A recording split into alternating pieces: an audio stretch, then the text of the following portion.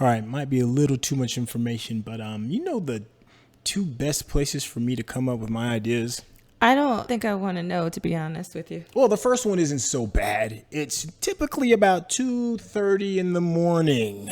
Always wakes me up out of my sleep. Some brilliant plan or idea that I have, and then I can't get back to sleep, and then I'm up. And the second one... Was the first one actually a place?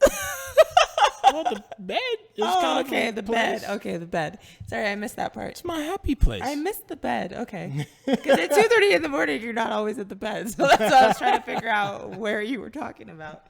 Okay, the second one. On the stall. I figured you were going to say that. You love to share bathroom information. Oh, yeah. Yeah, I mean, when you're sitting there grunting one out, that's when you get hit with it. It's like, oh, my gosh, there's the idea. Kabloop. That is really disgusting. I know, right? And we're going to talk about it. Let's go. This is Mikel-Claire. And this is Trey. And we are the couple of entrepreneurs. We're here to share with you our journey of successes and setbacks as we enter the world of entrepreneurship now that we no longer have 9-to-5s due to the new normal of the world and the pandemic. Join us as we race the clock to start earning money, gain consistency, and overcome self-doubts and uncertainty as we search for our voices and obtain personal and financial growth. I really hope that's not what you were talking about when you said, let's talk about it. Nah, I'm not going to talk about my bowel movements. That's potty talk. Ugh. Can't have that. No, but we are going to talk about brainstorming, the process of getting your thoughts together so that you can make a plan to do something. Is that what that means? I don't know. I mean, that was just like the quick off the cuff.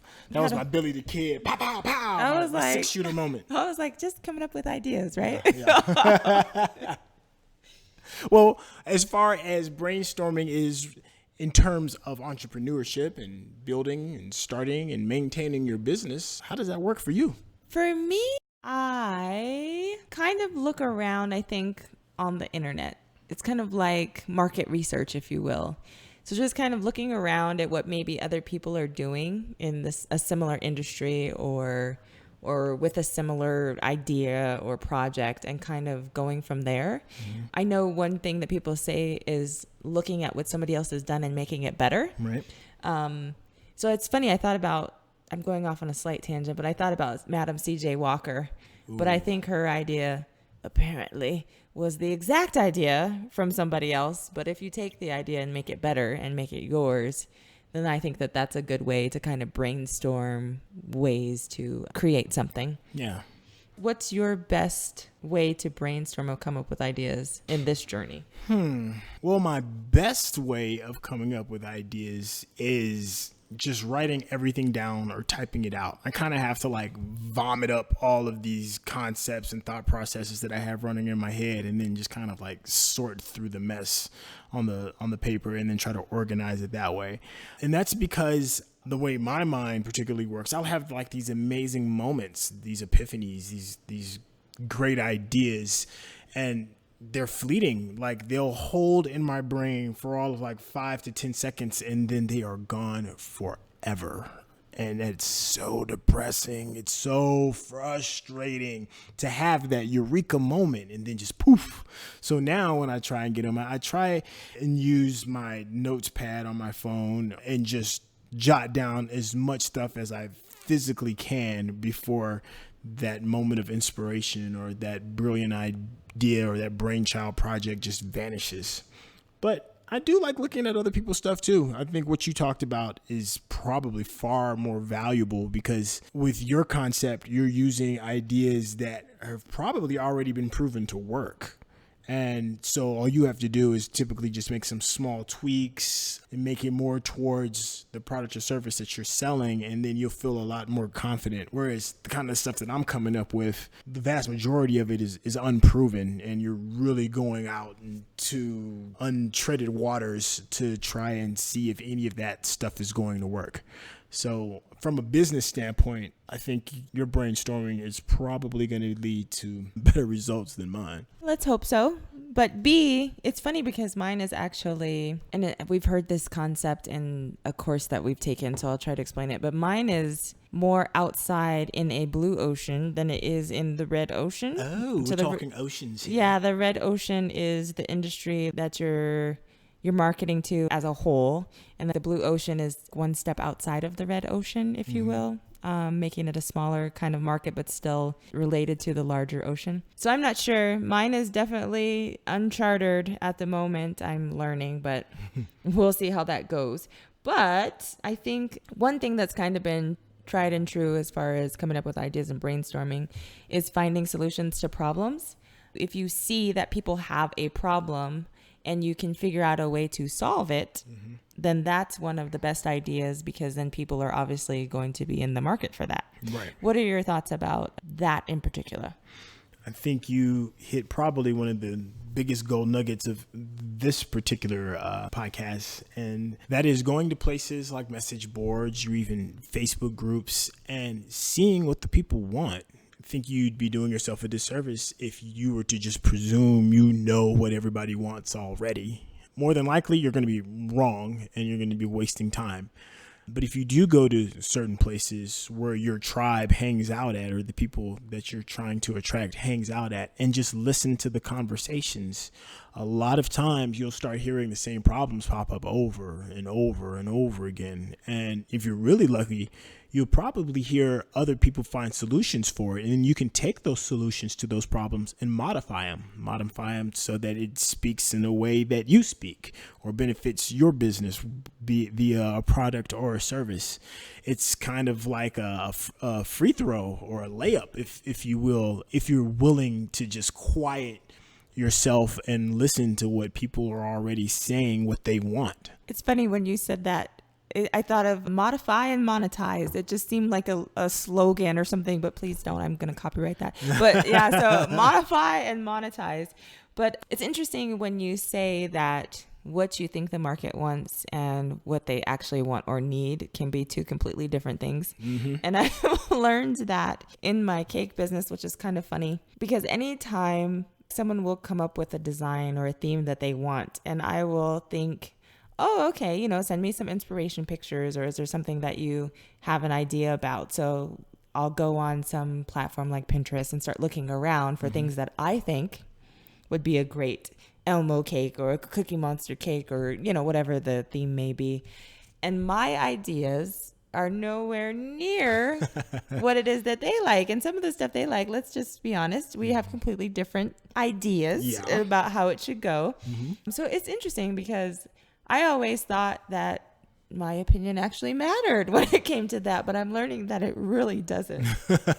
Yeah, I think another good idea regarding that is to dig deeper into your tribe for more personal relationships. And typically that would involve like having a mentor or a coach, somebody that you can confide in regarding questions in your business, and asking somebody who has already found more success than you currently have in your position, and then ask them, is this a good idea?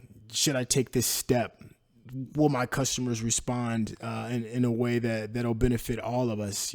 Ask those questions and have them help you brainstorm, because it's better to have more than one mind to try and come up with these new groundbreaking type of ideas. So as we said earlier, listening to the customer and listening to people in your tribe who already have their own ideas of what it is that they're looking for, and then digging even deeper to find an even closer relationship with your fellow tribesmen and ask them directly. Is there anything that you can think of outside of the box that can maybe help you with brainstorming? I can't think of anything off the top of my head, but I do know that having your mind state is one way. Is there anything else that can help facilitate better ideas?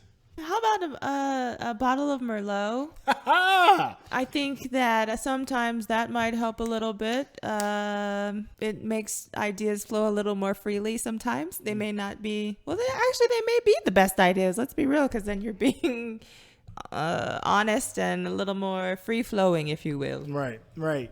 I've heard some people, especially like my parents, they like gardening. And for one, it gets them out of the house in order to stretch their legs and bend down and be one with the earth and stuff. But my mother, who is this amazing, brilliant woman, she reads a lot. Like she's always got her nose in a book. And when she's taking a break from that book, she's always processing all of this information. And one of the things that helps her facilitate that processing and kind of like lubes the mind, mental wheels of what's going on is her gardening. So she'll take whatever it is and then really key in on it and give it the proper attention it needs, motivated by putting her hands in the dirt.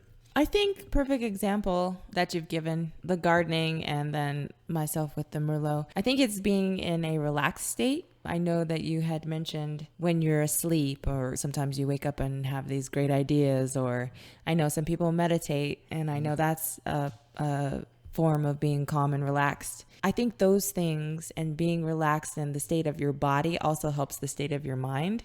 So obviously that's the best time for you to come up with some really brilliant ideas. Yeah, if you don't mind, I'd like to touch on that a little bit more. Paying attention to your body is huge. Getting the proper amount of rest so that you don't have the cobwebs in your head while you're trying to think of your next brilliant idea and your brilliant moment. Proper sleep. And if you can't get your typical, what they say, like 8 hours, I don't know about 10 hours. You shouldn't be sleeping 10 hours. But if you are getting at least 7 to 8 hours bare minimum, you'll be ready. And if you can't, there's a really big importance of naps. I think they're very underrated. It's a good way to kind of reset your mind and help you see things from a different angle. And there's a different type of rest as well that goes outside of just the big one, sleep. The next one up on that list is naps. And the other one, which it doesn't get talked about a lot, is just kind of stepping away from the work that you're doing for a moment. I'm not saying you have to go take a nap or go do something else, but sometimes if you just get up from the table and walk away and take a good 10 minutes to just not look at whatever it is that's troubling you and then come back to it, it's a good way of bringing in a whole new thought process and a new way of brainstorming new ideas. And the funny thing, over the last, 8-9 months, we've really focused on our healthy eating lifestyle and that type of thing. I didn't realize or recognize the importance of the foods that we eat and how it affects our mental state and affects our ability to come up with ideas as much as I have in the last 8-9 months or so. And I noticed on Sundays, we have our cheat days where we eat whatever we want, mostly ice cream and chips and pizza. But when we have those days, I have a hard time, A, staying awake, and B, thinking of anything other than what the next meal is going to be. So I think that the importance of that has been undervalued a lot, but nutrition plays a huge part in being able to come up with creative ideas. Well, I think that's a good place to stick a pin in it. I got a brainstorm for you. Let's try and figure out new ways for you to hit that subscribe button, because we are the couple of entrepreneurs. Like I said earlier, hit that subscribe button. Tell your friends, family, we're out here talking money, brainstorming, entrepreneurship, and figuring out ways to manifest your life into a way that you can become always and eternally awesome. Thank you so much for tuning in, and we will catch you on the next one. Peace.